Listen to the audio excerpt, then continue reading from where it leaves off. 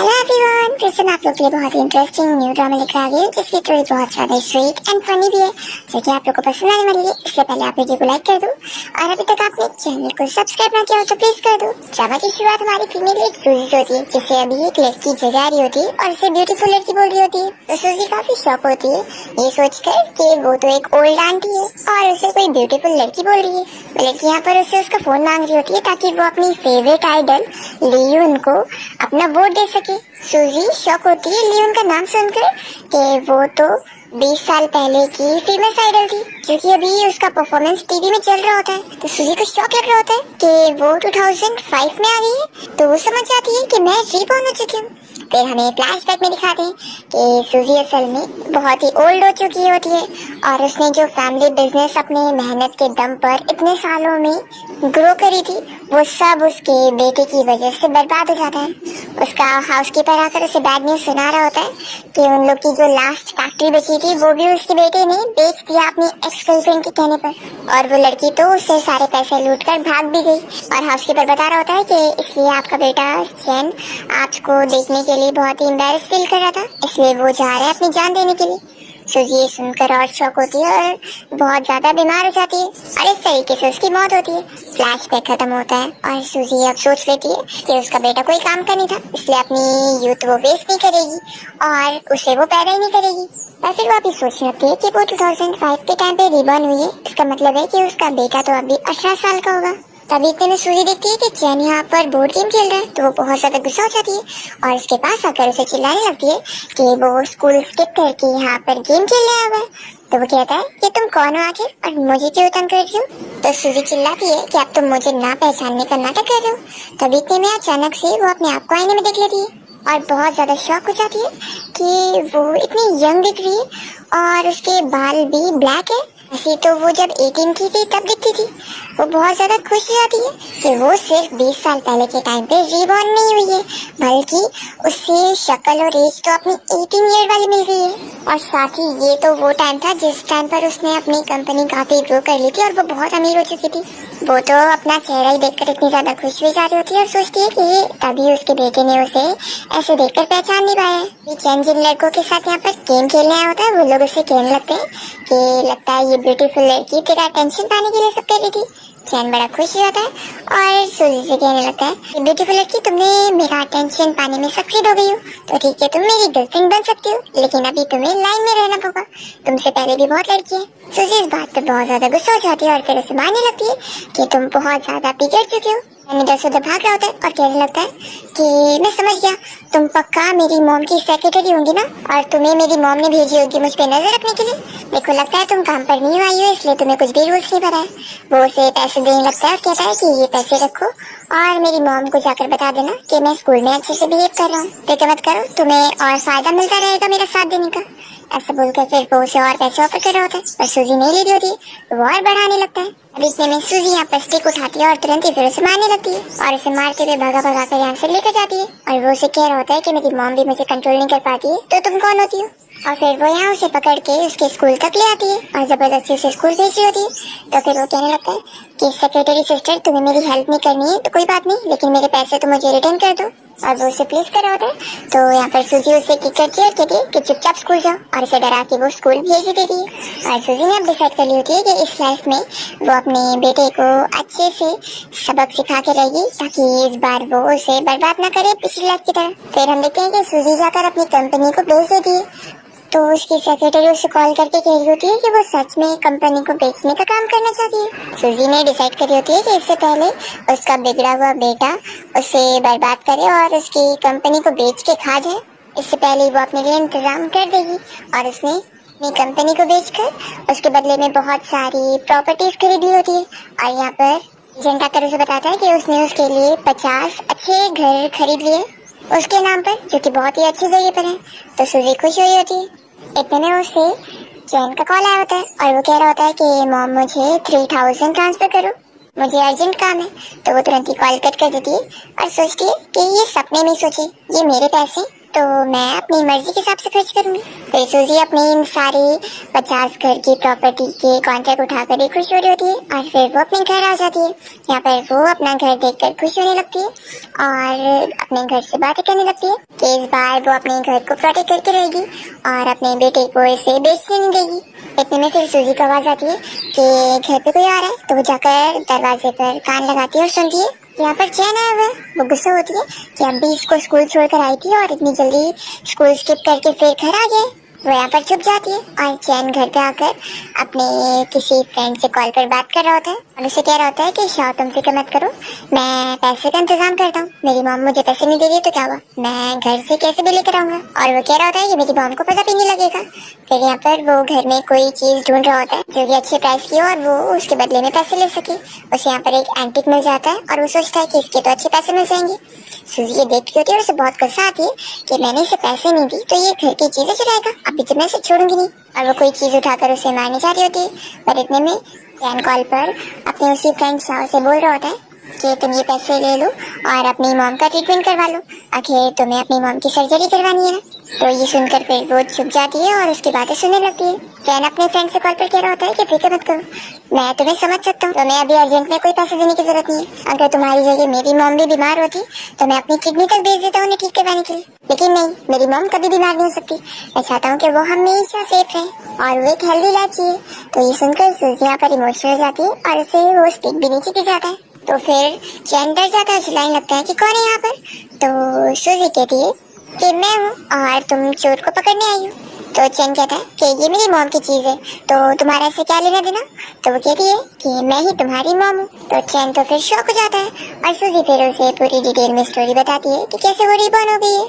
उसे कहती है कि तुम्हें बस मेनली इन 3 चीज पर बिलीव करना है। पहला तो ये कि मेरी सोल 20 साल पहले के टाइम पे रिबॉर्न हुई है, और दूसरा मेरी बॉडी 18 इयर्स वाली है, और तीसरा कि मैं सच में तुम्हारी मॉम हूँ। चैन बस उसे शौक होकर देख रहा होता है और सूजी फिर उसे बचपन की बहुत सारी चीजें शेयर कर रही होती है।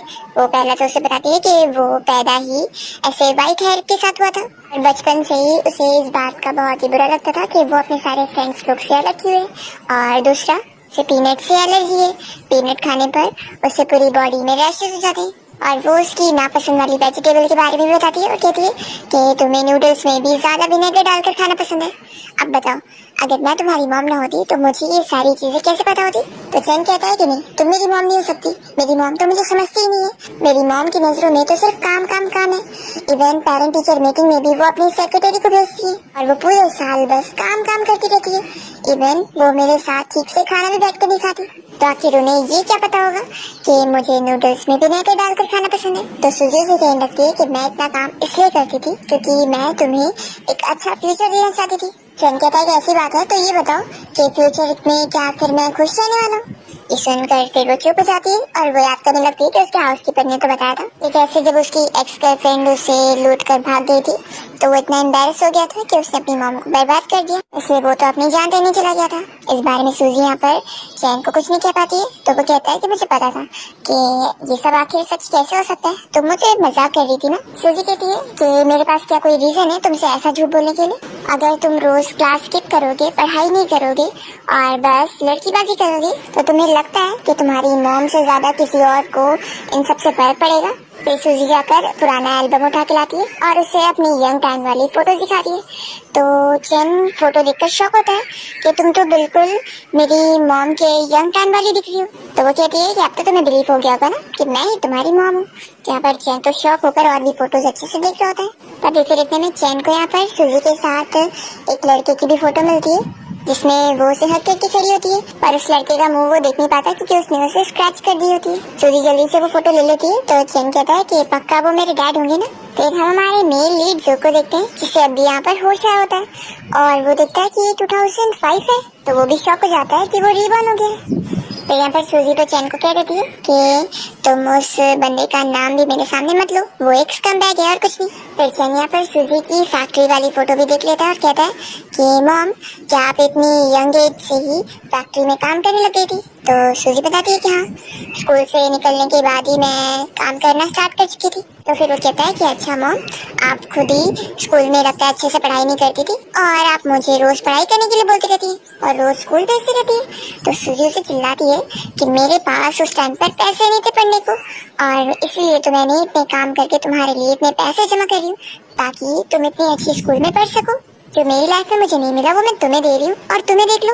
तो फिर चैन बताने लगता है कि उसे स्कूल में रोज बस यही सुनने को मिलता है कि उसके पास कोई डैड नहीं है और ना कोई मॉम है उसे तमीज सिखाने को, इसलिए वो एक ट्रैश बन चुका है। ये बताकर वो पूछता है कि बताओ, आपको ऐसा सुनने मिले तो क्या आप स्कूल जाना पसंद करेंगी?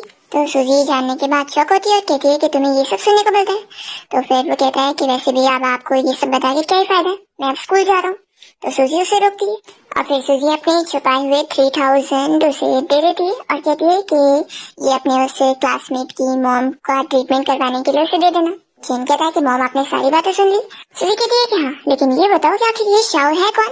तो चैन बताता है कि वो मेरा बेस्ट फ्रेंड है। और फिर चैन खुश होकर यहाँ से स्कूल जाने के लिए निकलता है और सूजी को फिर बुरा लग रहा होता है कि उसे स्कूल में ये सब सुनने को मिलता है। सूजी को गुस्सा आती है कि उन सभी की हिम्मत कैसे हुई मेरे बेटे के बारे में ऐसा बोलने की कि उसके पास कोई मॉम और डैड नहीं है उसका ध्यान रखने को। फिर उसके बाद सूजी भी यहाँ स्कूल में पढ़ने के लिए पहुंच जाती है और टीचर के साथ जब वो अपने क्लास के लिए जा रही होती है तो सारे स्टूडेंट्स उसे देख रहे होते हैं कि ये ब्यूटीफुल लड़की कौन है।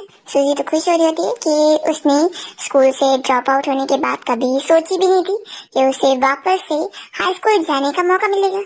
सूजी खुश हो रही होती है कि अब तो वो इतनी लकी हो चुकी है कि वो कॉलेज भी जाने वाली है। फिर यहाँ पर वो अंदर चैन को देखने लगती है और सोचती है या वो उसकी सारी प्रॉब्लम को ठीक करेगी। और फिर टीचर यहाँ सूजी को उसकी क्लास में लेकर आ जाती है, क्योंकि कोई और नहीं बल्कि चैन की क्लास होती है। वो काफी शौक होता है और कहता है कि मॉम, आखिर आप यहाँ स्कूल में क्या कर रही हो? सूजी कहती है कि अब मैं 18 साल की हो चुकी हूँ, तो यही तो बेस्ट एज है ना हाई स्कूल में पढ़ने का। वैसे भी तुम भी 18 साल की हो और मैं भी 18 साल की हूँ, तो ये नॉर्मल नहीं हुआ कि मैं भी स्टडी कर सकती हूँ? बताओ, तुम्हें कोई प्रॉब्लम है इससे? तो फिर वो डर के मारे कहता है कि नहीं नहीं मॉम, मुझे क्या प्रॉब्लम होगी। फिर सूजी के आगे वाले डेस्क पर जो लड़की बैठी होती है वो लड़के पर नजर रखी होती है और फिर वो सूजी से कहने लगती है कि मैं इस क्लास की मॉनिटर हूँ, जिसने कहा है कि मैं तुम्हें पूरा स्कूल वगैरह घुमा दूँ, तो चलो मेरे साथ। तो सूजी इस लड़की को देखकर सोच लगती है कि ये मुझे जानी पहचानी क्यों लग रही है, और यहाँ पर चैन भी उससे बड़ा स्माइल करके देख रहा होता है। फिर सूजी जैसे इस लड़की के साथ क्लास से बाहर आती है तो वो इसे स्लो से बताने लगती है कि तुम्हारा जो डेस्कमेट है ना, तुम उससे दूर रहना, वो बिल्कुल अच्छा लड़का नहीं है। पिछली बार जो भी लड़कियां उसके बाजू में बैठी थी उन्हें वो हैरेस करने की कोशिश कर चुका है, इसलिए वो उसे डरकर भाग गई थी। सूजी सुनकर शॉक होती है और सोचती है कि उसका बेटा चाहे कितना भी आवारा हो, वो कितनी भी क्लास स्किप करता हो, लेकिन वो किसी लड़की के साथ ऐसा कर ही नहीं सकता। सूजी कहती है कि अगर तुम्हारी ये बात सच है तो मैं उसको छोड़ने वाली नहीं हूँ, और अगर तुम्हारी ये बातें बस रूमर निकली ना तो तुम भी बचोगी नहीं। वो मन में सोचती है कि अब मुझे समझ आ रहा है कि उसकी क्लास में कोई भी फ्रेंड्स क्यों नहीं है, क्योंकि उसके पीठ पीछे सभी ऐसी बातें बोल रहे हैं। तो आखिर उसके साथ कौन ही बैठेगा और कौन ही उसके साथ खेलेगा। फिर यहाँ पर लड़की कहती है कि मैं क्लास की मॉनिटर हूँ तो मैं झूठ थोड़ी ना बोलूंगी। तो सूजी उसका हाथ पकड़ के सीधा उसे क्लास में लेकर जाती है और सभी स्टूडेंट्स के सामने वो चैन को आवाज देकर उससे पूछती है कि तुम सच सच बताओ कि तुमने अपने पिछली डेस्कमेट को हैरेस करने की कोशिश करो। तो सुनते के साथ ही वो शॉक होता है और कहता है कि ये किसने बोला, मैंने ऐसा कुछ भी नहीं करा। यहाँ पर ये लड़की तो शॉक हो जाती है कि ये तो सभी के सामने पूछ ले रही है। वो सोच कहने लगती है कि तुम गलत समझ चुकी हो, मैं तो बस तुम्हें रूमर्स के बारे में बता रही थी। सूजी कहती है कि अच्छा, तो रूमर्स बता रही थी, तो ठीक है, फिर हमें इस रूमर्स का सोर्स भी तो पता करना होगा, नहीं तो फिर एक इनोसेंट बंदे के ऊपर झूठा इल्जाम लगेगा, और ये बिल्कुल अच्छी बात नहीं है ना।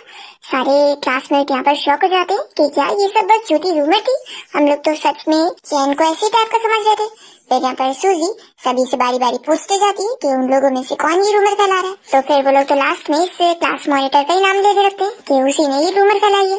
तो सूजी फिर उसे डायरेक्टली पूछती है कि चलो बताओ अब मॉनिटर, तुमने ये रूमर फैलाई है?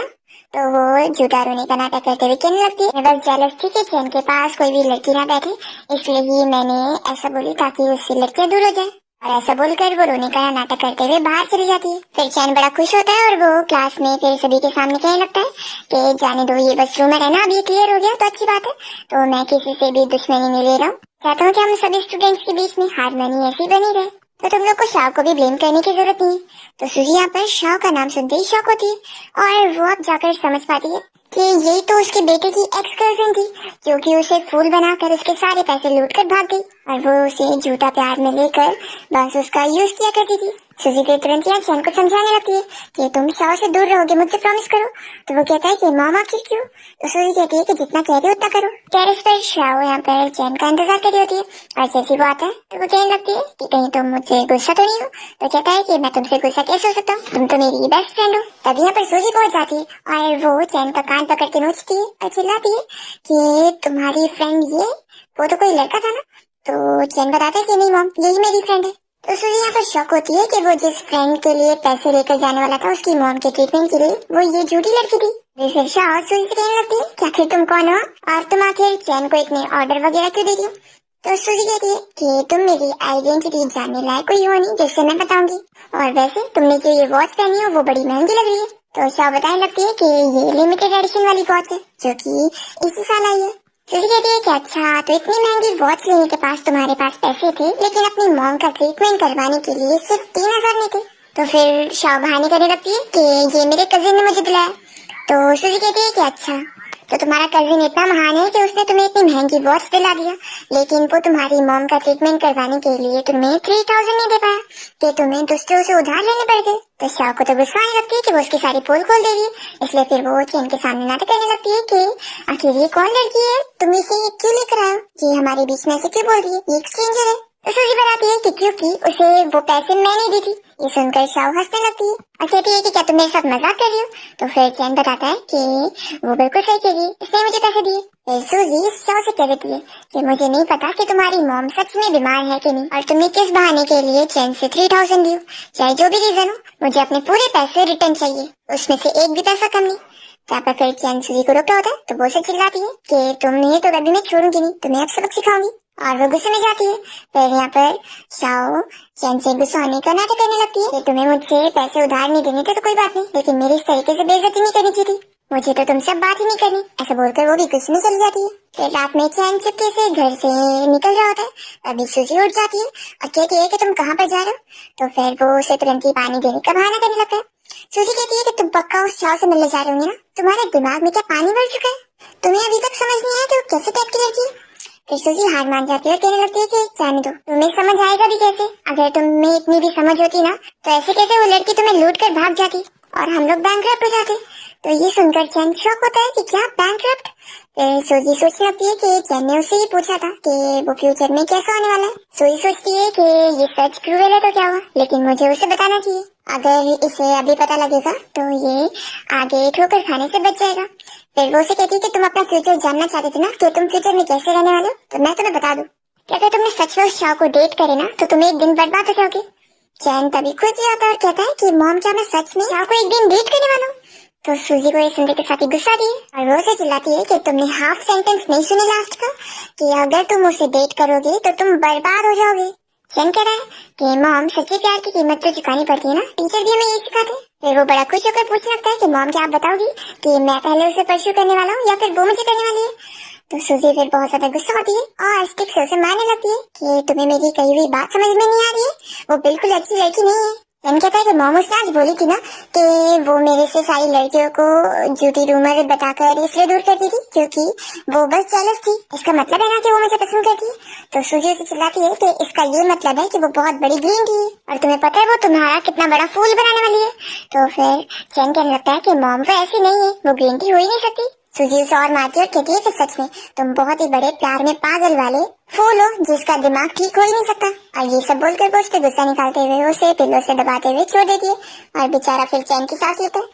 फिर नेक्स्ट डे सूजी देख रही होती है कि उसका बेटा चैन अभी भी उस शाओ के प्यार में पागल है और वो उसको यहाँ कुछ चिट लिख के देने में लगा होता है। तो सूजी को बहुत गुस्सा आ रही होती है और वो सोच रही होती है कि क्या मैं रीबॉर्न होने के बाद भी अपनी इस ट्रेजिक एंड को क्या सही नहीं कर पाऊंगी। अभी फिर टीचर बताने लगती है कि आज क्लास में एक न्यू स्टूडेंट आया हुआ है जो कि कोई और नहीं होता है, और उसे देख कर यहाँ पर सारे क्लासमेट आपस में बातें करने लगते हैं। ये प्रिंसिपल इस लड़के को खुद छोड़ने आया तो लगता है ये बहुत ज्यादा ही अच्छे बैकग्राउंड से बिलोंग करता होगा। जैसे ही शाओ जो को देखती है तो वो तो तुरंत यहाँ पर इनको इग्नोर मारने लगती है और उसे देखी जा रही होती है। तो सूजी खुश हो जाती है कि अरे वाह, ये नया स्टूडेंट तो कमाल का निकला, इसकी वजह से अब ये शाह मेरे बेटे के पीछे नहीं पड़ेगी। ये नया स्टूडेंट तो कमाल का निकला, ये हमारी ये फैमिली का लाइफ सेवर है। और फिर जैसे ही सूजी जो को देखती है तो वो तो शॉक रह जाती है। और प्रिंसिपल खुद यहाँ पर जो को इंट्रोड्यूस कर रहा होता है कि वो बहुत ही अच्छी फैमिली से बिलोंग करता है और उन लोगों की बहुत ही खुशनसीबी है कि वो उनके स्कूल में पढ़ने वाला है। सूजी यहाँ पर जो का नाम और उसका फेस एक सब देखकर शॉक हो रही होती है कि ये कोई कोइंसिडेंस नहीं हो सकता।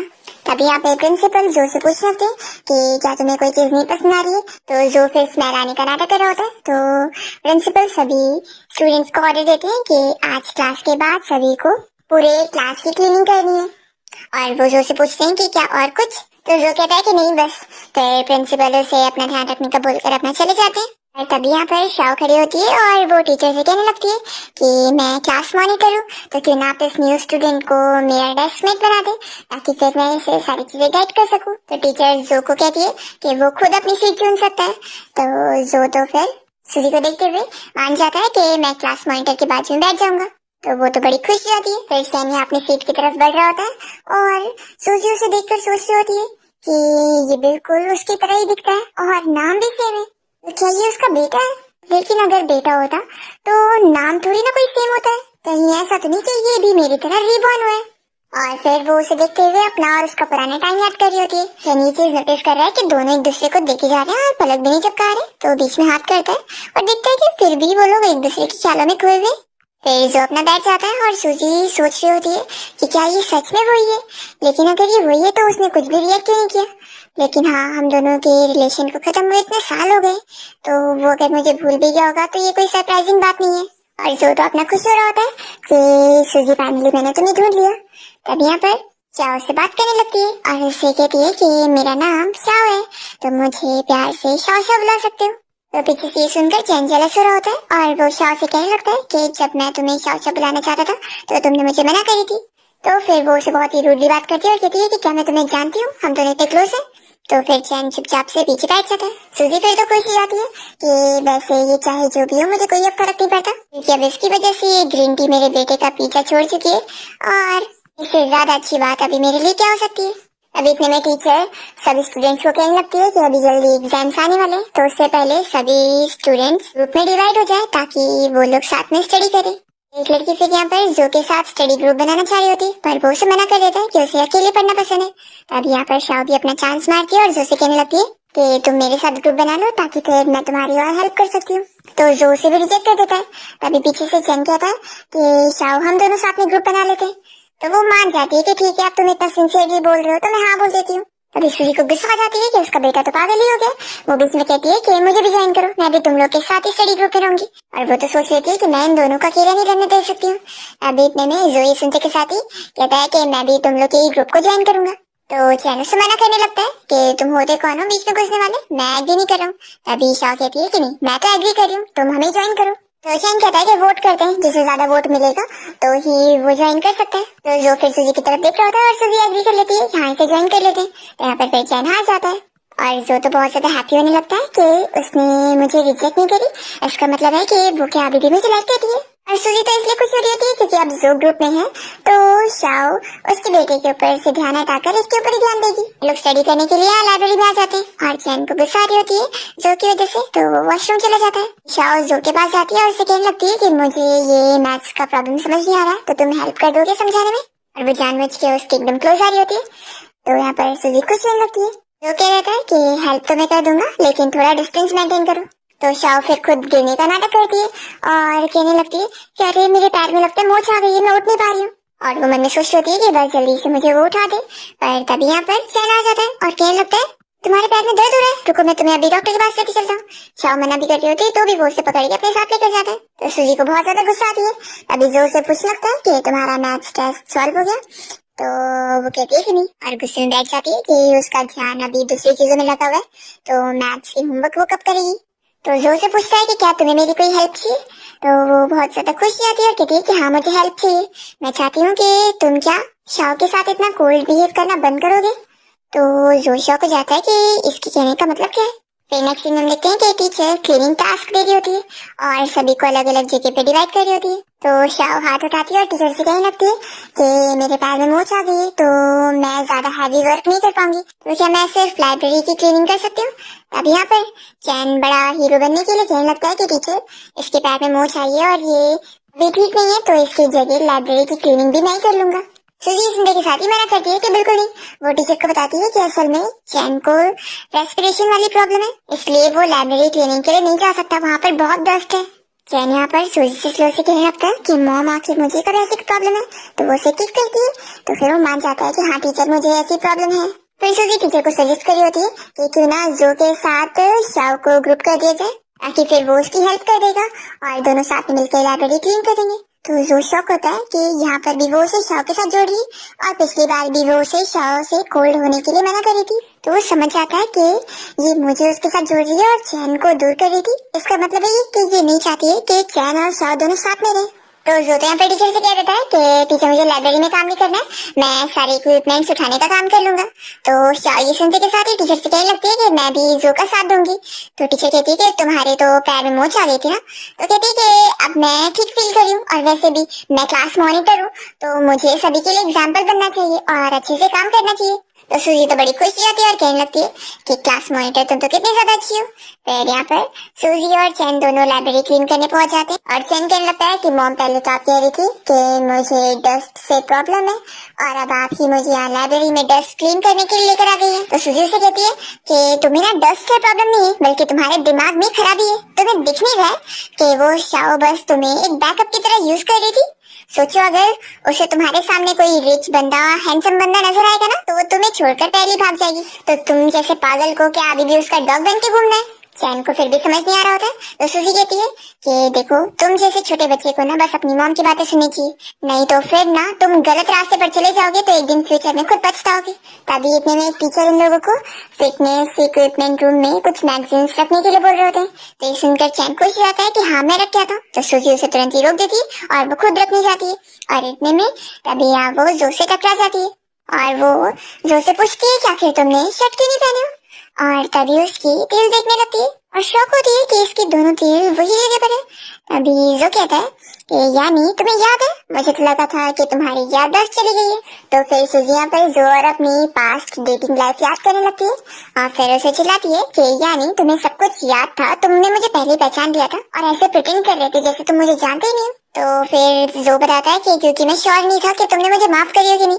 सूजी कहती है कि अच्छा, तुम श्योर नहीं थे, तो फिर यहाँ पर अभी मुझे जानबूझ के अपनी बॉडी शो ऑफ कर रहे हो, तो क्या तुम्हें पता लग गया कि मैंने तुम्हें माफ कर दी। वो उससे कह रही थी कि हम दोनों के बीच में जो भी था उससे अब जमाना हो चुका है, अब इतने सालों बाद तुम मुझसे माफी मांगने के लिए आए हो, तो मैं तुम्हें बता दूं कि ये बहुत ही मीनिंगलेस है। तभी इतने में यहाँ पर चैन आ जाता है और वो जो को तुरंत ही चिल्लाने लगता है कि तुम आखिर कैसे लड़के हो, ऐसे परवट की तरह क्यों बिहेव कर रहे हो, किसी लड़के के सामने अपनी बॉडी शो ऑफ करते हुए, एक ऐसी गंदी हरकत है, तुमने अपने आप को क्या समझा हुआ है।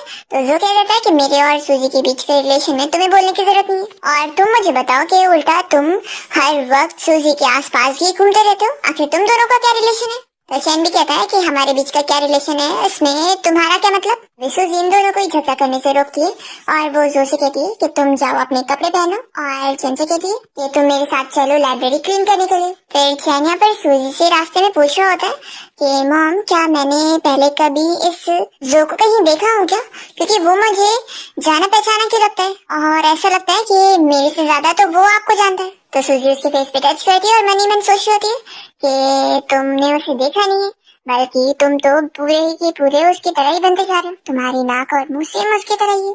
फिर हमें फ्लैशबैक में दिखाते हैं कि सूजी जब प्रेग्नेंट हो गई थी तो डॉक्टर ने उसे बताई थी कि उसका बेबी क्या वो सच में बहुत करना चाहती है। तो फिर वो उस वक्त डिसीजन लेती है कि आप बस मुझे एक फेक अबॉर्शन रिपोर्ट बनवाने में मदद कर दो, और वो जो तक उसी झूठी रिपोर्ट को पहुंचा देती है कि उसका बच्चा अब नहीं रहा। जो ये जानकर बहुत ज्यादा शॉक होता है और अपने असिस्टेंट को सूजी के बारे में पता करने के लिए बोलता है। फ्लैशबैक खत्म होता है और जो सोच रहा होता है कि उसने सूजी के बारे में कितना कुछ पता लगाने की कोशिश किया था पर उसे कोई न्यूज नहीं मिली थी, इसलिए अब तो वो सोच रहा होता है कि किस्मत ने ही उन दोनों को वापस सेव करी है, तो वो वापस से सूजी को अब नहीं खो सकता। फिर नेक्स्ट सीन में बात बास्केटबॉल मैच चल रहा होता है और सूजी यहाँ पर चैन का ख्याल रख रही होती है। इससे पहले वो पानी पीने को देती है और फिर उसका स्वेट वगैरह भी पोंछ रही होती है। तो जो इन लोग को ही देख रहा होता है और इसे बहुत ज्यादा जेलसी होने लगती है। फिर नेक्स्ट राउंड में वो तो यहाँ पर जानबूझ के चैन को हराने के लिए उसे पकड़ रहा होता है। तो चैन बहुत ज्यादा गुस्सा हो जाता है और उसे चिल्लाता है कि क्या तुम पागल हो गए हो, ऐसे कौन खेलते हैं। और फिर यहाँ इन लोग का झगड़ा तो इतना बड़ा हो जाता है कि दोनों फाइटिंग भी करने लग जाते हैं। तो सारे स्टूडेंट जल्दी से इन लोग को रोकने जाते हैं और यहाँ पर सूजी भी पहुंचती है। फिर इसके बाद चैन को पनिशमेंट के तौर पर बुक्स लेकर बाहर खड़े रहने की पनिशमेंट मिलती है। और सूजी इसी बात पर चैन के लिए टीचर से लड़ रही होती है कि ऐसे कैसे वो लोगों ने सिर्फ एक ही को पनिशमेंट दी। तो फिर टीचर कह रही होती है कि असल में जो है वो बहुत ही अमीर फैमिली से बिलोंग करता है और वो लोग उससे पंगा नहीं ले सकते क्योंकि उसकी फैमिली ने स्कूल में बहुत सारे पैसे लगाए हुए, साथ ही वो बहुत टॉप स्टूडेंट भी है। तो उस जैसे स्टूडेंट की उन्हें जरूरत है। सूजी कहती है कि वो टॉप स्टूडेंट है तो क्या हुआ, इसका ये मतलब तो नहीं है कि स्कूल में जो खराब ग्रेड्स वाले बच्चे रहेंगे उनके साथ ऐसा ट्रीटमेंट दिया जाएगा और सिर्फ उन्हें पनिशमेंट मिलेगी। तो बाहर से चैन सूजी को अपनी साइड लेते हुए देखकर खुश हो रहा होता है कि उसकी मॉम उसकी साइड कितनी अच्छे से लेती है। फिर प्रिंसिपल यहाँ पर चैन की बुराई करने लगते हैं कि वो कौन सा अच्छा स्टूडेंट है, एक तो वो खराब ग्रेड्स लाता है, ऊपर से पूरा दिन अपने व्हाइट हेयर करके घूमता रहता है स्कूल में। या वो भूल चुका है कि स्कूल में रूल है कि बाल को कलर नहीं कर सकते। सूजी बताती है कि उसके बाल नेचुरली व्हाइट है। तो प्रिंसिपल कहते हैं कि फिर तो उसे ब्लैक करके रखना चाहिए ना। तो सूजी कहती है कि आपने ही तो बताया ना कि आपके स्कूल में रूल है कि बाल को कलर नहीं कर सकते, तो अब आप ऐसी बातें कर रहे हैं। तो प्रिंसिपल कहते हैं कि आखिर चैन को पनिशमेंट देने से तुम्हें क्या हो रहा है, तुम्हारी इससे क्या प्रॉब्लम है। तो फिर वो कहती है कि अच्छा तो यानी कोई रिलेशन होगा तभी मैं मुंह खोल सकती हूँ, नहीं तो मैं ऐसे किसी के साथ देने के लिए बोल नहीं सकती हूँ। स्कूल एक इक्वल एनवायरनमेंट वाली जगह होनी चाहिए जहाँ पर आप किसी के साथ भी बायस नहीं हो सकते। तो प्रिंसिपल मान लेते हैं कि हाँ हम लोग जो के साथ बायस है, तुम क्या कर लोगी, उसकी वजह से हमारे स्कूल को इतने रिसोर्सेज मिल रहे हैं और हमारी रेपुटेशन अच्छी हुई है, तो तुम क्या चाहती हो, देखो अब जाओ यहाँ से। सभी स्टूडेंट यहाँ बाहर से इन लोग की सारी बातें सुन रहे होते हैं। अभी इतने में जो यहाँ पर आ जाता है और वो प्रिंसिपल से कहने लगता है कि सूजी बिल्कुल सही कह रही है, आपको यहाँ पर मुझे भी इक्वली ट्रीट करना चाहिए, तो गलती मेरी है तो मैं भी पनिशमेंट के लिए रेडी हूँ। और फिर चैन से आधी बुक्स वो ले लेता है और उसके साथ यहीं पर ही खड़ा हो जाता है। और वो तो बहुत जेलस हो रहा होता है कि इस चैन में आखिर है क्या जो सूजी उसे इतना ज्यादा प्रोटेक्ट करती है। फिर यहाँ पर सूजी इन दोनों को देखती होती है और सोचती होती है कि दोनों डैड और बेटे बिल्कुल एक तरह ही है, पता नहीं मैं आगे भी ये बात कैसे छिपा पाऊंगी। फिर घर आने के बाद सूजी चैन को मेडिसिन लगा रही होती है और उसे कह रही होती है कि अच्छा तो अब तुम्हें दर्द हो रहा है, फाइटिंग करते वक्त दर्द नहीं हो रहा था। तभी वो स्माइल करने लगता है। तो सूजी कहती है कि अब हंस क्यों रहे हो। तो वो कहता है कि इससे पहले जब भी मेरी किसी से फाइट भी होती थी तो मुझे बस और डांट मिलती थी और पनिशमेंट भी, पर अब तो मॉम आप मेरे लिए कितनी केयर कर रही हो। तो सूजी फिर उससे सॉरी कहने लगती है कि पहले वो अच्छी नहीं थी, वो काम में ज्यादा ही लगती थी। तो चैन फिर उसकी तारीफ करने लगता है कि ऐसा बिल्कुल भी नहीं, मॉम आप बहुत अच्छी हो, आज आप ऑफिस में जब मेरे लिए साइड ले रही थी ना तो बहुत ज्यादा कूल लग रही थी। सूजी फिर उसे कहती है कि बेटा मैं सोचती हूँ कि हम दोनों ना दूसरे स्कूल में ट्रांसफर हो जाए। तो चैन कहता है कि मॉम फिर क्यों ना हम लोग शाह को भी अपने साथ लेकर चले, तीनों साथ चलेंगे। तो सूजी गुस्सा हो जाती है और उसको मारने के लिए पीछे भागती है। फिर नेक्स्ट डे हम देखते हैं कि जो प्रिंसिपल के ऑफिस में गया होता है उनसे बात करने के लिए और वो उसे अच्छे से टी सर्व करते हुए कह रहे होते हैं कि कल के लिए मुझे माफ कर देना जो कल तुम्हें सहना पड़ गया पनिशमेंट। तो वो कहता है कि कोई बात नहीं, अगर मैं भी स्कूल के रूल्स को तोड़ूंगा तो मैं ये सब पनिशमेंट ले लूंगा, तो उसकी फिक्र मत करो, लेकिन ये बताओ कि चैन को सच में अलग ही ट्रीटमेंट मिल रहा है स्कूल में। तो फिर प्रिंसिपल तो कहने लगते हैं कि बस तुम इसी स्कूल से ग्रेजुएशन कंप्लीट करो, फिर तुम जो बोलोगे मैं तो तुम्हारी सारी बातें मानूंगा। तो जो प्रिंसिपल को चैन का पूरा रिकॉर्ड इन्फॉर्मेशन मांगता है तो वो तुरंत ही फाइल लाकर उसके सामने रख देते हैं। और जब यहाँ जो उस फाइल को पढ़ता है तो उसमें वो चैन की मॉम की जगह सूजी का नाम पढ़ लेता है और शॉक हो जाता है। फिर हम देखते हैं यहाँ पर सूजी और चैन को। चैन बीच रास्ते में बैठ गया होता है और वो जिद करने लगता है कि मॉम मैं स्कूल ट्रांसफर करना बिल्कुल नहीं चाहता हूँ और मैं सिर्फ शाह की वजह से नहीं मना कर रहा हूँ, बल्कि स्कूल में मेरे और भी तो फ्रेंड्स हैं, तो मैं उन्हें छोड़कर कहीं और स्कूल में नहीं जाऊंगा। सूजी मन में सोचती होती है कि मुझे भी अपने बच्चे को दूसरे एनवायरनमेंट में डालने का शौक नहीं है, लेकिन मैं नहीं चाहती हूँ कि बस पिछली लाइफ की मिस्टेक वापस से रिपीट हो। तभी चैन पूछता है कि मॉम कहीं ऐसा तो नहीं कि इस स्कूल में कोई तो है जिसको आप इग्नोर करना चाहती हैं, इसीलिए आप कोई और स्कूल में जाने का बहाना कर रही है। सूजी इस पर कुछ नहीं कहती। तो चैन कहता है कि यानी मैंने बिल्कुल सही गैस करा हूं ना मॉम। तो सूजी से चिल्लाती है कि तुम फालतू के गैस करना बंद करो, ऐसा कुछ भी नहीं है। वो उसे मनाने लगता है कि प्लीज मॉम स्कूल मेरी मत ट्रांसफर करवाओ, एक काम करते हैं मैं आपसे शर्त लगाता हूँ कि मैं नेक्स्ट एग्जाम में 100 रैंक क्रॉस करके अच्छा मार्क्स लाऊंगा, तो क्या फिर हम स्कूल ट्रांसफर नहीं करेंगे। सूजी ये सुनकर खुश हो जाती है कि अगर उसके ग्रेड्स अच्छे हो जाएंगे फिर तो उसकी लाइफ जो आगे चल के खराब होनी थी वो पूरी चेंज हो जाएगी, बल्कि अच्छी हो जाएगी। वो उसे पूछती है कि क्या तुम सच कह रहे हो? तो वो कहता है कि हाँ मॉम। तो वो तुरंत ही डील करके फिर स्कूल जाती है। तो चैन शॉक होता है कि मॉम इतनी जल्दी मान गई, अगर मुझे पता होता तो मैं सिर्फ 50 रैंक आगे ही बोलता। फिर सूजी जब स्कूल में आई होती है तो वो चैन से अचानक से खींचता है अकेले में बात करने के लिए और उसे कहता है कि मुझे पता लग गया कि तुम यहाँ स्कूल में क्यों आई हो, अपने बेटे चैन के लिए ना। तो सूजी शॉक हो जाती है। जो उसे कहने लगता है कि मैंने उसकी फाइल में तुम्हारा नाम और उसका बर्थ डेट भी पढ़ा, जिसके हिसाब से वो तब पैदा हुआ है जब हमारे ब्रेकअप को पूरे 6 महीने हो गए थे। तो यानी तुम्हें कोई दूसरा प्यार मिल गया, क्या तुम्हारे अंदर दिल नहीं है? सूजी मन में सोचती होती है कि मैं पहले बहुत ही चालाक थी, मैंने पहले से ही चैन का फेक बर्थ सर्टिफिकेट बनवाई थी 6 महीने बाद का। सूजी चैन से कह देती है कि हमारा ब्रेकअप तो कब का हो गया था और अब मैं नहीं चाहती कि तुम मेरे और मेरे बेटे की लाइफ में आओ। तो जो पूछने लगता है कि आखिर चैन का डैड कौन है और तुमने पक्का उससे ब्रेकअप कर ली होगी ना, तभी तो अभी वो तुम्हारे साथ नहीं है और ऊपर से उसकी फाइल में भी उसके डैड का नाम नहीं लिखा था।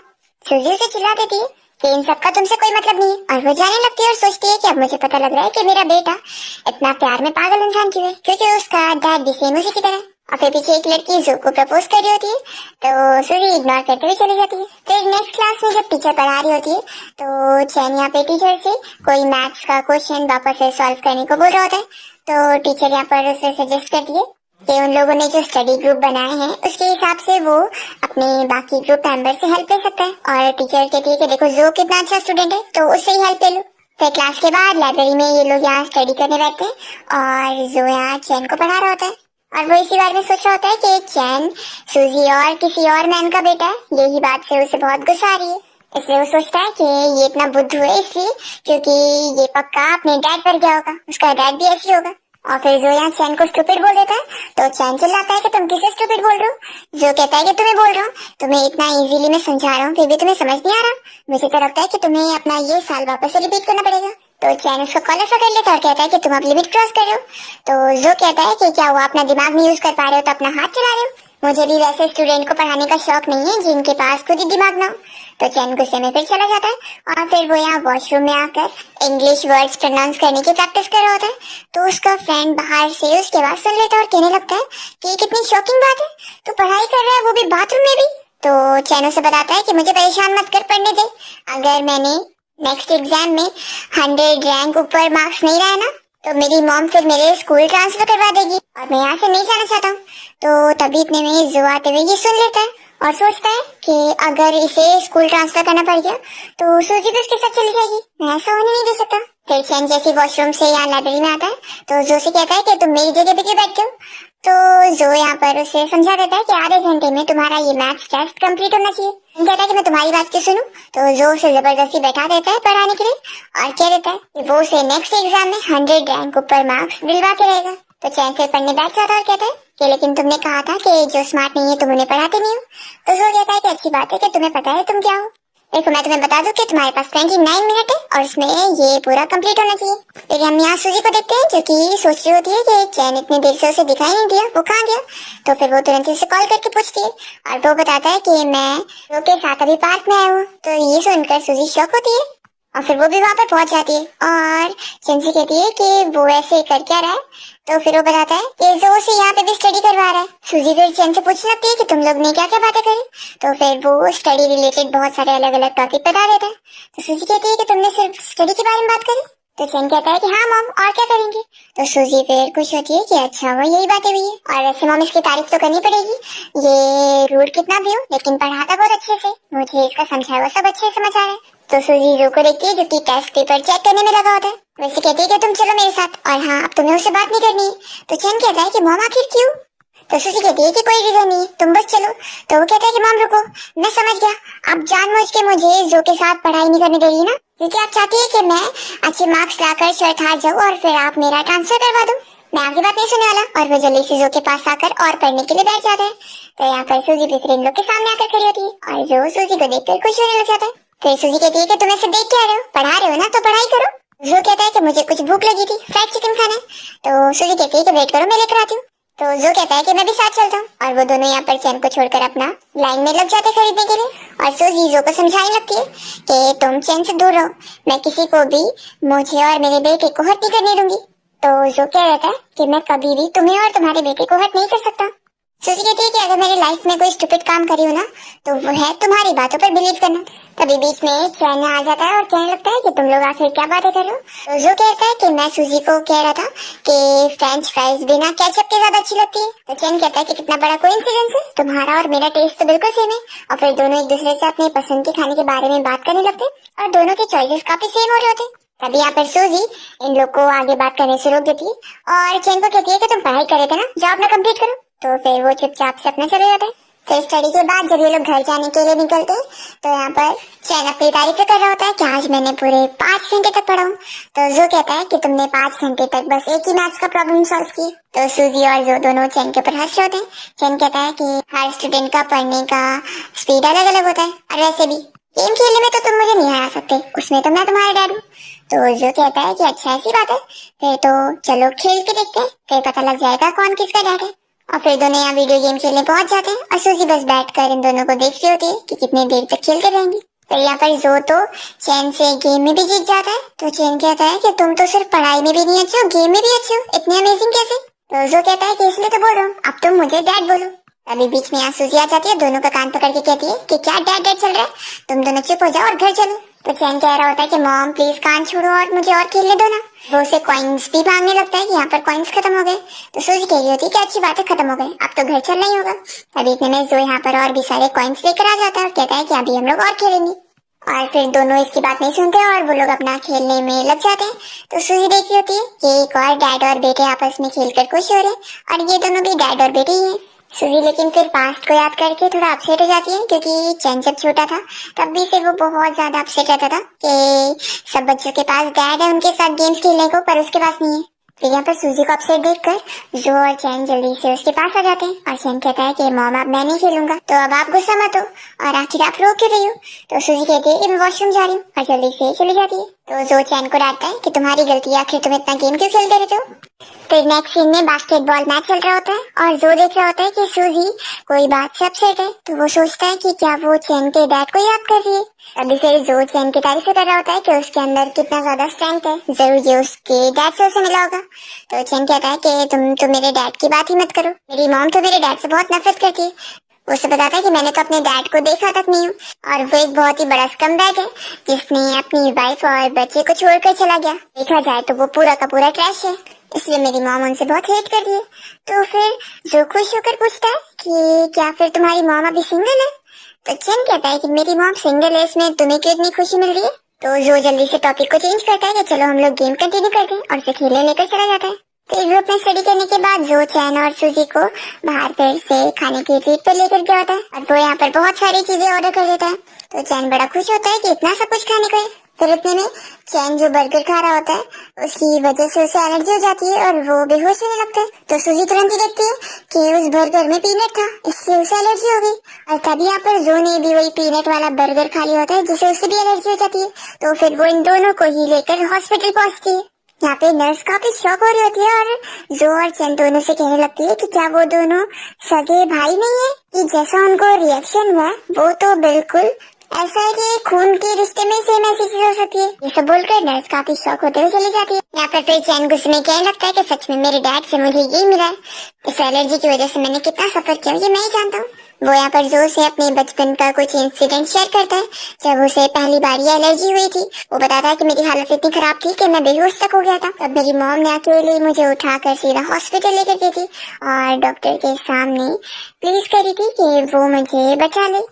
उस वक्त बिना डैड के मेरी मॉम ने मुझे अकेले पाला और ये सारी चीजें झेली। तो फिर जो को भी ये सब सुनने के बाद बहुत ही बुरा लग रहा होता है कि सच में तुम्हारे उस बेकार डैड की वजह से सूजी ने कितना कुछ झेली है, उसे ये सब अकेले फेस करना पड़ा, सच में वो कितना खराब है, वो तो कहीं मर ही जाना चाहिए। तो चैन कहता है कि तुम्हें भी ऐसा लगता है ना, तुम भी मेरी साइड हो। तभी तो मेरी मॉम ने ऐसे बंदे को फिर कब का ही छोड़ दी। तुम्हें पता है वो अमीर फैमिली से था, इसलिए मेरी मॉम को वो गरीब समझ के वो मुझे अपने पास रखना चाहता था और मेरी मॉम को छोड़ना चाहता था। आखिर ऐसा कैसे हो सकता था। तभी मेरी मॉम ने मुझे लेकर भाग गई और उन्होंने मुझे अकेला पाला है। तो जो को और बुरा लग रहा होता है कि सच में उसने कितना सफर करी। वो चैन से कहता है कि फिक्र मत करो, अब मैं हूं ना यहाँ पर, मैं उस बंदे को, तुम माँ बेटे को हाथ भी नहीं लगाने दूंगा और उसे छोड़ूंगा नहीं। अगर वो मुझे मिल गया ना तो उसकी खूब धुलाई कर दूंगा। तो चैन कहता है कि सच में तुम कितने मैनली हो, लेकिन बता दूं कि फिक्र करने वाली कोई बात नहीं है। मेरा वो स्कमबैग डैड मुझे छोड़ ही नहीं पाएगा, क्योंकि मेरी मॉम बहुत ही चालाक थी। उन्होंने पहले से ही मेरा बर्थ सर्टिफिकेट चेंज करवाया और उन्होंने मेरा झूठा 6 महीने बाद का बर्थ डेट बनाया, जबकि मैं तो 6 महीने पहले पैदा हुआ था अपने बर्थ डेट से। तो ये सुनकर जो शॉक हो जाता है, क्योंकि चैन के बर्थ डेट के हिसाब से उसके 6 महीने पहले इन दोनों का ब्रेकअप हुआ था। चैन कहता है कि मेरी मॉम ने ये सब प्लानिंग पहले कर ली थी उस बंदे से बचने के लिए, वो मुझे कभी नहीं ढूंढ पाएगा। और फिर ऐसा बोलते हुए वो सो जाता है। फिर इतने में यहाँ पर सूजी आई होती है और वो चैन की केयर करने में लगी होती है। तभी जो सूजी से रोते हुए पूछता है कि यानी चैन हमारा बच्चा है और तुमने जो मुझे अबॉर्शन की सर्टिफिकेट दिखाई थी वो फेक थी ना। फिर फ्लैशबैक में दिखाते हैं कि सूजी और जो जब एक दूसरे को डेट कर रहे थे, तभी एक दिन जो की मॉम ने सूजी को अकेले में मिलने के लिए बुलाई थी और उसे वो अच्छे खासे पैसों का चेक देकर ऑफर दे रही थी कि वो अपने बेटे को उन लोगों को देकर जो को छोड़कर चली जाए, क्योंकि वो बहुत ही गरीब लड़की है और वो लोग एक अमीर फैमिली के हैं। और वो सूजी को एक और चीज भी बताती है कि जो की पहले से ही फियांसी है। फ्लैशबैक खत्म होता है और सूजी जो को चिल्ला कर कहती है कि अगर मैं अपने बेटे को नहीं लेकर जाती तो फिर तुम क्या चाहते थे कि मेरा बेटा तुम्हारी फियांसी का स्टेपसन बन जाता। जो कहता है कि तुम्हें ये किसने बोला, तो फिर वो रोते बताती है कि तुम्हारी मॉम ने। तो जो कहने लगता है कि अब जाकर मुझे सब समझ आया कि क्यों आखिर चैन मुझे एक स्कमबैग बोल रहा था। वो कहने लगता है कि ये सब बस मिसअंडरस्टैंडिंग है, तो मेरी बात सुनो, मैं सब एक्सप्लेन करता हूँ। और फिर वो उठने जा रहा होता है, तभी इतने में उसे चक्कर आने लगता है। तो वो बताता है कि मेडिसिन का उसके ऊपर असर शुरू हो गया है। वो कहता है कि मेरा इंतजार करना, होश आने के बाद मैं तुम्हें सब बताऊंगा। और फिर वो तो बेहोश हो चुका होता है। फिर इसके बाद नर्स सूजी से कहती है कि फैमिली मेंबर्स पहले पेशेंट की आईडी दिखाकर जाकर फॉर्म सबमिट कर दे और मेडिसिन ले ले। तो सूजी यहाँ पर जो की आईडी निकालने के लिए जैसे उसका वॉलेट खोलती है तो उसमें उसे अपनी खुद की फोटो मिल जाती है। ये देखकर वो शॉक होती है, जिसमें उसने माय फ्यूचर लिखा होता है। तभी जो भी उठ जाता है और उसे बताने लगता है कि उसने उसकी फोटो रखा था वीजा बनाने के लिए और उसका सारा पैसा उसने खो दिया था। वो बताता है कि मैं भी तुम्हें अपने साथ लेकर जाना चाहता था, मैंने कभी किसी और को अपनी वाइफ के तौर पे सोचा ही नहीं, और वो एंगेजमेंट तो मेरी मॉम के तय की हुई थी। तभी इतने में चैन की भी नींद खुल जाती है और वो दोनों से पूछने लगता है कि आखिर तुम लोग क्या मैरिज और एंगेजमेंट के बारे में डिस्कस कर रहे थे। तो जो जल्दी से टॉपिक चेंज करके बताने लगता है कि हम लोग तो बस टीवी ड्रामा के बारे में डिस्कस कर रहे थे। तो फिर चैन पूछ रहा होता है कि मुझे भी स्टोरी बताओ, मैं सुनना चाहता हूँ। तो यहाँ पर सूजी बीच में बैठ जाती है और जो अपनी स्टोरी सुना रहा होता है कि उसमें जो मेल लीड था उसकी फैमिली उसे शादी के लिए फोर्स कर रही थी और उसकी एंगेजमेंट भी फिक्स कर दी थी। और मेल लीड इस बारे में फीमेल लीड को बताना चाहता था, पर उसने सोचा पहले वो अपने आप को कोई लायक का बनाएगा और अब्रॉड जाकर कुछ बनेगा, ताकि उसके अंदर एबिलिटी आ सके अपनी फैमिली से लड़ने का और उस लड़की को प्रोटेक्ट करने का। और उसने सोचा था कि उसके बाद ही फिर वो उसे सब सच बताएगा। और उससे पहले मेल लीड की मॉम जो थी वो बहुत ही क्रूअल थी। उसने फीमेल लीड को ये बताई कि उसका बेटा बस उस लड़की के साथ खेल रहा है और वो किसी और से शादी करेगा, और ऐसे उन दोनों को उसने अलग कर दी। तो यहाँ पर फिर चैनी स्टोरी सुनकर कहता है कि क्या वो मेल लीड पागल था या फिर गूंगा था, क्या वो डायरेक्टली फीमेल लीड को बता नहीं सकता था कि क्या सिचुएशन है क्या नहीं। तो जो कहता है कि मेल लीड फीमेल लीड को प्रोटेक्ट करना चाहता था, इसलिए उसने नहीं बोला। तभी बीच में सूजी कहती है कि इसे प्रोटेक्ट करना नहीं बोलते, इसे धोखा देना बोलते। अगर उसने सच में फीमेल लीड के साथ अपनी लाइफ गुजारने का सोचा होता तो वो उसे सच बताता, ताकि वो दोनों साथ में सारी चीजें पेश करें। तो यहाँ पर फिर चैन कहता है कि मेरी मॉम बिल्कुल सही कहेगी, अगर मैं भी उस फीमेल लीड की जरिए होता ना तो पक्का फिर मैं उसके बच्चे को लेकर भाग जाता और एक दूसरी शादी कर लेता और मजे की लाइफ जीता, और उस मेल लीड को सबक सिखाता कि वो जिंदगी भर अकेले रहे, यही उसकी सजा है। जो बेचारा शौक हो रहा होता है और पूछने लगता है कि फिर बच्चे का क्या। तो चैन कहता है कि बच्चा क्या है, बच्चा तो माँ के साथ ही रहेगा ना। सूजी फिर जो से कहती है कि सुन लिया ना तुमने ऑडियंस का रिएक्शन, इसलिए ना मेल लीड का नेम क्लियर करना ना आप छोड़ दो, क्योंकि वो गलत ही है। फिर जो और सूजी चैन को सुलाने के बाद यहाँ वार्ड से बाहर आते हैं। सूजी जो से कहती है कि अगर तुमने आज ये सारी अपनी स्टोरी नहीं भी सुनाए होते ना तो भी मैं तुमसे कोई हेट नहीं करती, क्योंकि मैं तुम्हें हेट करना कब का छोड़ चुकी हूँ। अब हम दोनों की लाइफ बदल चुकी है, तो हम दोनों को एक दूसरे की लाइफ में अब और नहीं उलझना चाहिए। जो कहता है कि अगर मैं अभी 40 साल का होता और तब तुम मुझे ये सब कह रही होती तो मैं समझ के लेता और तुम्हें छोड़कर चला जाता, लेकिन नहीं, अब मैं भी 18 ईयर्स का हूँ और तुम भी। गॉड ने हम दोनों को ये दोबारा चांस दिया है रिबॉर्न होने का। और वो इसलिए हुआ है क्योंकि हमने जो पास्ट में सहे वो हम आगे कंटिन्यू ना करें और एक हो जाए। इसलिए जो 18 साल मैंने तुम्हें खोया हूँ, अब मैं वो वापस और नहीं खोना चाहता। सुजी कहती है कि अपनी साइड से तो तुम रेडी हो गए, लेकिन क्या तुमने मेरा पूछा कि क्या मैं अभी तुमसे प्यार करती हूँ? और क्या तुमने चैन का पूछा कि वो तुम्हें अपनाएगा कि नहीं? जो कहता है कि कोई बात नहीं, हम एक न्यू शुरुआत करते हैं। अब मैं कोई चैन का डैड नहीं हूँ, बल्कि उसका भाई की तरह हूँ। और अभी मैं तुम्हारा कोई एक्स नहीं हूँ, बल्कि तुम्हारा चाहने वाला हूँ, जो कि तुम्हें चेस करने में लगा है। और मैं इस बार तुम्हें छोड़कर कहीं नहीं जाने वाला हूँ। तो सुजी इस पर कुछ नहीं कहती है। फिर नेक्स्ट डे जो ने न्यू कार्ड लेकर आया होता है इन लोगों को अपने साथ एग्जाम के लिए लेकर जाने के लिए। तो चैन बड़ा खुश होकर कार्ड देख रहा होता है और यहाँ पर सुजी उसे लेकर जाने को करती है, तो वो नहीं मानता और कहता है कि मॉम मैंने अभी तो ये न्यू कार्ड ट्राई भी नहीं किया। और वो जल्दी से बैठ जाता है, तो सुजी को भी फिर बैठना ही पड़ता है। फिर ये लोग जब एग्जाम हॉल में बैठे होते हैं तो सुजी यहाँ पर अचानक से देखती है कि जो की नजरें तो उसी के ऊपर ही है। तो फिर वो तो काफी ऑकवर्ड फील कर रही होती है और देख रही होती है कि वो तो उसे देख ही जा रहा है। फिर यहाँ पर काफी देर बैठने के बाद जो भी अपना एग्जाम अच्छे से लिखता है और चैन भी अपना अच्छे से लिखने में लगा होता है। फिर कुछ दिन बीत जाते हैं और एग्जाम के रिजल्ट आ जाते हैं और चैन बहुत ज्यादा हैप्पी होता है कि वो सच में अच्छे नंबर से पास हो गया। और फिर चैन कहता है कि चलो अपने तुम दोनों के भी स्कोर देख लेता हूँ। और वो शौक होता है कि सच में ये बंदा तो हमेशा फर्स्ट ही आता है। तो ये लोग खुश होकर यहाँ स्कूल में आ जाते हैं। तभी इतने में एक टीचर यहाँ पर चैन को डांटने आता है और वो उसे चीट दिखाकर कहने लगते हैं कि तुम कैसे खराब स्टूडेंट हो, तुमने चीट करे तभी तो तुम्हारे इतने अच्छे मार्क्स कैसे आप समझ में आ रहे। चैन कहने लगता है कि मैंने कोई चीट नहीं किया। तब यहाँ पर उसकी साइड होते हुए सूजी भी टीचर को कहती है कि ऐसे कैसे, वो कौन सा लॉजिक लगा रहे हैं कि वो खराब स्टूडेंट था तो क्या उसी ने चीट करा? जो भी यहाँ पर कहता है कि टीचर मैंने इसे रोज पढ़ाया हूँ इतनी देर देर रात को, तो मैं कह रहा हूँ कि उसने कोई चीट नहीं किया, ये उसकी मेहनत के मार्क्स है, क्या आपको मुझ पर भी शक है? तो टीचर कहते हैं कि नहीं मुझे तुम पर कैसे शक होगा। फिर सूजी और सो दोनों कहने लगते हैं कि इस चीज को अच्छे से इन्वेस्टिगेट करना चाहिए। तभी शाओ ये सब सुन रही होती है और वो डर रही होती है। फिर शाओ ने यहाँ चैन को अकेले में बात करने के लिए बुलाई होती है, तो वो बड़ा खुश होकर उसके पास जाता है। तभी वो रोने का नाटक करते हुए उसे बताने लगती है कि वो जो चीटिंग वाली चीट थी वो उसकी थी। तो वो कहने लगती है कि देखो मैं तो मॉनिटर हूँ, तो अगर सभी को पता लगेगा कि मैं चीट कर रही थी तो सभी को मौका मिल जाएगा मेरे बारे में बुरा बोलने का, तो प्लीज मेरा ये इल्जाम तुम अपने ऊपर ले लो। तभी सूजी और जो बाहर से सब सुन रहे होते हैं और सूजी को गुस्सा आने लगती है, तो जो से रोकता है कि यहीं पे रहो और वो उसे लिख कर देता है कि इतनी जल्दी मत करो, क्या पता वो उसे डायरेक्ट मना कर दे। सूजी कहती है कि तुम्हें नहीं पता चैन कितना बड़ा प्यार में पागल है, वो हमेशा शाओ की सारी बातें सुनता है। और यहाँ पर चैन शाओ को इस चीज के लिए मना कर देता है कि मैं तुम्हारा इल्जाम अपने ऊपर नहीं ले सकता। तो वो कहती है कि आखिर क्यों? तो चैन बताता है कि क्योंकि ये मार्क्स मेरे अकेले के नहीं है, जो ने इतना टाइम लगाकर मेरे साथ बैठकर पढ़ाई की है, उसने मुझे इतना सिखाया है, तो ये सब उसकी मेहनत है, उसके बिना मैं इतना कुछ जल्दी सीख ही नहीं पाता, तो मैं उन्हें धोखा नहीं दे सकता। मेरे फ्रेंड का मुझ पर ट्रस्ट है, वो लोग बहुत खुश है कि मैंने पढ़ाई करके इतने अच्छे मार्क्स लिया है, इसलिए जो लोग मेरे साथ इतना अच्छे से, मैं उन्हें ऐसे धोखा नहीं दे सकता। तो बाहर से सूजी और जो ये सब सुनकर खुश हो रहे होते हैं और फिर सूजी और जो टेरेस पर जाकर इस बारे में बात करते हैं।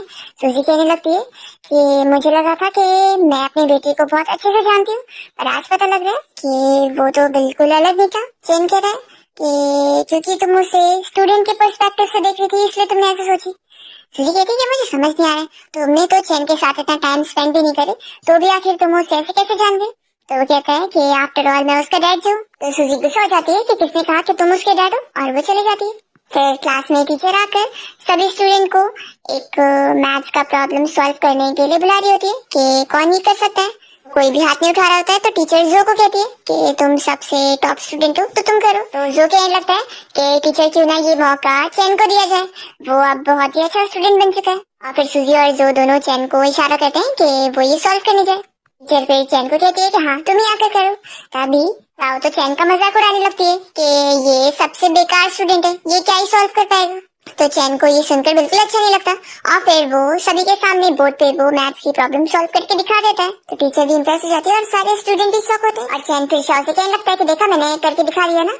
तो शाओ फिर उसके ऊपर इल्जाम लगाने लगती है कि पक्का तुमने याद करके आए होंगे, तुम्हें ऐसे खुद से सॉल्व करने आ ही नहीं सकता। तो यहाँ पर सूजी फिर शाओ की पोल खोलने के लिए सभी को इसकी वो वाली वॉइस रिकॉर्डिंग सुना देती है जिसमें वो चैन को मना रही थी कि वो उसकी चीटिंग का इल्जाम अपने ऊपर ले ले। जिसमें वो खुद कह रही होती है कि वो चीट वाला पेपर उसका ही है, क्योंकि उसे लग रहा था कि शायद वो अच्छे एग्जाम नहीं दे पाएगी, इसलिए उसने चीट लेकर गई थी। क्लास में सारे स्टूडेंट ये सुनकर शॉक हो जाते हैं कि क्लास मॉनिटर तो चीटर निकली।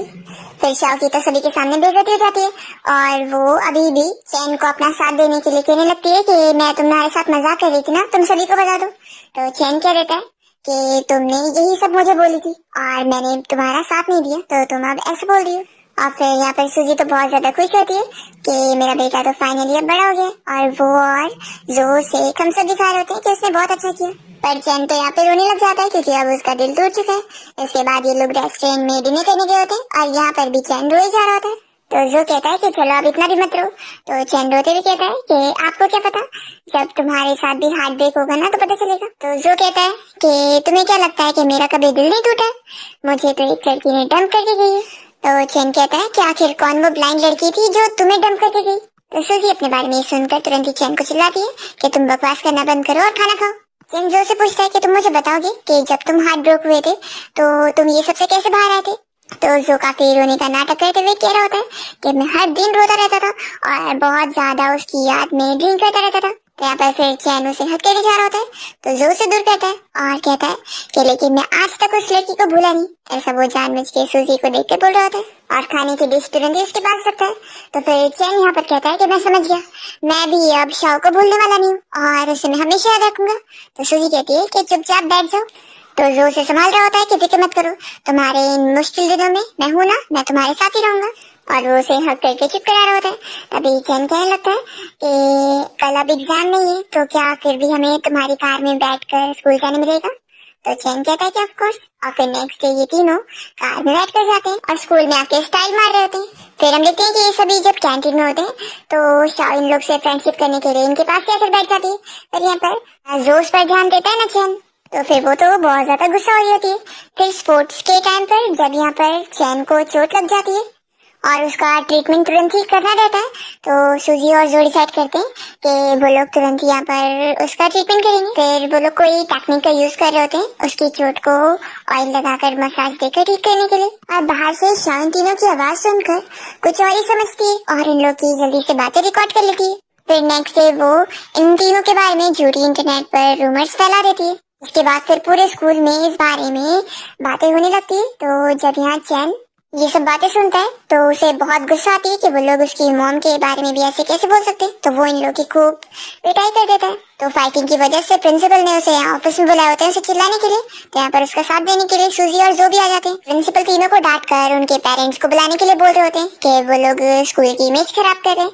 तो यहाँ पर सूजी कहती है कि अब तो आप मेरे लॉयर से बात करना। प्रिंसिपल को यकीन नहीं आता कि इतनी छोटी सी बच्ची लॉयर को कहीं बुला पाएगी। पर सूजी के एक कॉल करने पर ही इतना फेमस लॉयर यहाँ पर आ जाता है उसके साइड केस लड़ने के लिए। तो प्रिंसिपल शॉक हो जाते हैं कि इस लड़की के इतने बड़े कनेक्शन।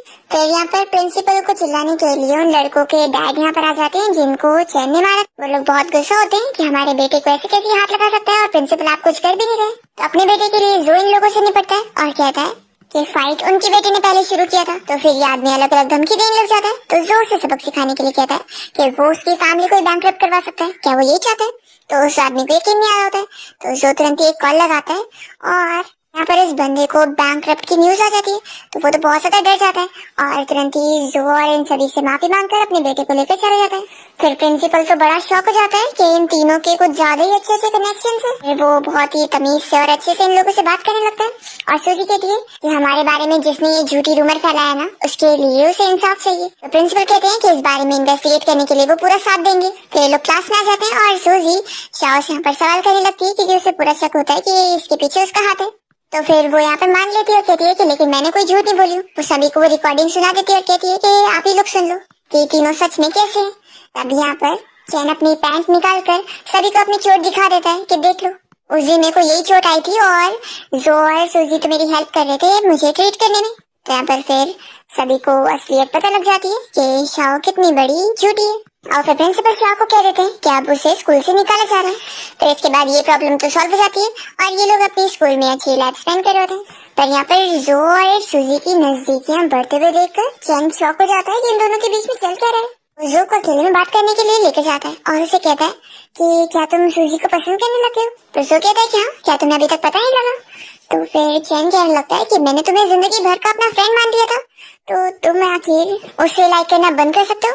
तो जो कहता है कि तुम आखिर क्यों मुझे मना कर रहे हो, क्या मैं उसके लायक कर रही हूँ। तो चैन कहता है कि मैं तुम्हें एक सीक्रेट बताता हूँ, असल में ना सूजी मेरी मॉम है। तो जो कहता है कि ये मुझे पहले से पता है। तो चैन कहता है कि तुम क्या पागल हो गए हो। जो कहता है कि मैं तुम्हें एक और सीक्रेट बताता हूँ कि मैं तुम्हारा डैड हूँ, मतलब कि रियल डैड। तो ये सुनकर चैन तो और भी ज्यादा शॉक हो जाता है। फिर रात में सूजी चैन को आवाज दे रही होती है फ्रूट खाने के लिए, तो वो नहीं आ रहा होता है और रूम में अपने आप को लॉक कर लेता है। तो सूजी को सब पता लग जाता है कि जो ने चैन को सब सच बता दिया।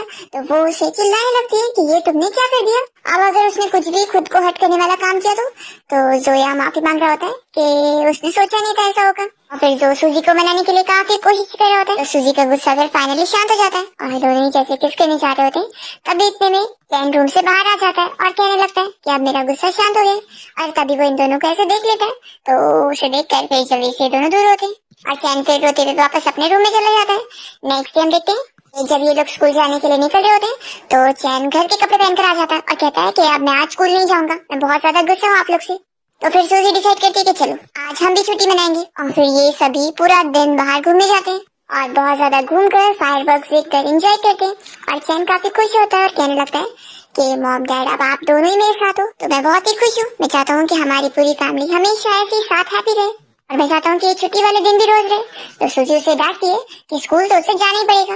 फिर फाइनली स्कूल डेज खत्म हो जाते हैं और कॉलेज एंट्रेंस एग्जामिनेशन के लिए इन लोगों को कुछ 100 से भी ज्यादा दिन की छुट्टी मिल जाती है। और फिर जो और चैन दोनों सूजी के घर में ही रहने के लिए आ जाते हैं और तीनों फिर साथ मिलकर पढ़ाई कर रहे होते हैं, यानी कि जो और सूजी चैन को मिलकर पढ़ा रहे होते हैं। फिर कॉलेज एंट्रेंस वाले दिन दोनों जन यहाँ पर चैन को गुड लक विश करके पेरेंट्स की तरह बाहर इंतजार कर रहे होते हैं। और फिर चैन बाहर आता है और बताता है कि उसने अपना एग्जाम बहुत ही अच्छे से दिया। फिर हम जो की मॉम को देखते हैं, जिन्हें इस बारे में पता लग जाता है कि जो असल में रीबॉर्न हो गया है और वो सेम 18 इयर्स वाली एज वाला बन चुका है। तो उसकी मॉम फिर उससे मिलने पहुंच जाती है। तो जो तो चैन और सूजी को प्रोटेक्ट करने के लिए उनके आगे आकर खड़ा हो जाता है और उसकी मॉम हंसती होती है कि सच में उनकी आंखों से उन्होंने क्या मिराकल देखी। फिर जो तो अपनी मॉम के पूरे खिलाफ चला जाता है कि वो सूजी को नहीं छोड़ने वाला। तो उसकी मॉम इस बात पर बहुत ही गुस्सा होती है। यहाँ पर जो भी कह देता है कि वो सूजी के साथ ही रहेगा। और हम देखते हैं कि वो और सूजी यहाँ पर साथ अच्छा टाइम स्पेंड कर रहे होते हैं। फिर दूसरी ओर हम देखते हैं कि जो की मॉम को इस बारे में पता लग जाता है कि चैन असल में उनका रियल ग्रैंडसन है। तो फिर तो वो चैन को ऑफर देने पहुंच जाती है कि वो उनका रियल ग्रैंडसन है, तो वो उसे अपनी फैमिली में बुलवाना चाहती है और वो उसे अपनी कंपनी का वारिस बनाएंगी। तो यहाँ पर चैन उस ऑफर को साफ मना कर देता है कि वो अपने मॉम डैड को छोड़कर नहीं जाएगा। तो जो कि मॉम की सारी प्लानिंग फेल हो जाती है और जिस पैसों के लिए वो इतना कुछ कर रही थी वो सब खो देती है, क्योंकि उनके डैड ने ये विल करके गए होते हैं कि अगर फैमिली को कोई वारिस नहीं मिलेगा तो सारे पैसे चैरिटी को डोनेट हो जाएंगे। जो को यहाँ पर कोई फर्क नहीं पड़ता है, क्योंकि उसकी मॉम ने कभी बचपन से उसे प्यार दी नहीं थी और वो बस अपने पैसों के लिए उसे यूज करना चाह रही थी। और जब उन्होंने उसकी फीलिंग्स की केयर नहीं करी तो वो अब उन्हें भूल भी चुका होता है। और वो चैन और सूजी की प्यार देखकर खुश हो रहा होता है कि वो भी तो माँ और बेटे और वो कितना खुश है। तो सूजी उसे कह रही होती है कि तुम हो ना अब हमारे साथ, तो हम पूरी फैमिली साथ है। फिर फाइनली यूनिवर्सिटी के एडमिशन के टिकट भी आ जाती है और चैन का तो उस यूनिवर्सिटी में एडमिशन हो गया होता है जो कि पूरे सिटी की नंबर 1 यूनिवर्सिटी है। और जो और सूजी ने जानबूझ के उससे 2nd नंबर वाली यूनिवर्सिटी में एडमिशन के लिए अप्लाई किए होते हैं ताकि वो दोनों चैन के साथ सेम यूनिवर्सिटी जा सके। और ये लोग यहाँ पर शॉक हो जाते हैं कि वो लोग ने चेंज कर लिए और चैन का ही नंबर 1 यूनिवर्सिटी में एडमिशन हो गया। फिर हम देखते हैं कि स्कूल का जब यहाँ प्रोग्राम चल रहा होता है और प्रिंसिपल बड़े खुश होकर ये अनाउंस कर रहे होते हैं कि स्कूल का जो सबसे शरारती लड़का था चैन, वो इतनी अच्छी यूनिवर्सिटी में एडमिशन ले चुका है। वो बड़े प्राउड के साथ ये चीज बताना चाह रहे थे, पर यहाँ पर चैन को लगता है कि मैं सोच रहा हूँ कि मुझे इतनी अच्छी यूनिवर्सिटी में नहीं जाना है, मैं चेंज करना चाहता हूँ। तो यहाँ पर प्रिंसिपल तुरंत उसका मुंह बंद कर लेते हैं और अपना वो प्रोग्राम कंटिन्यू करते हैं। फिर हम देखते हैं कि सूजी, चैन और जो तीनों साथ में बाहर कैंपिंग के लिए गए होते हैं और साथ यहाँ पर ये लोग सूजी का बर्थडे सेलिब्रेट करते हैं। और सूजी यहाँ पर फिर इन लोगों के लिए एक हैप्पी फैमिली सॉन्ग गाती है और चैन बहुत ज्यादा हैप्पी होता है कि उसके मॉम डैड उसके साथ हैं और इतने यंग है, वो लोग हमेशा उसके साथ रहेंगे। यही सोचकर वो और भी हैप्पी होता है और यहाँ पर अपने और इनके लिए विशेष कर रहा होता है। इसके साथ इस ड्रामा की हैप्पी एंडिंग होती है।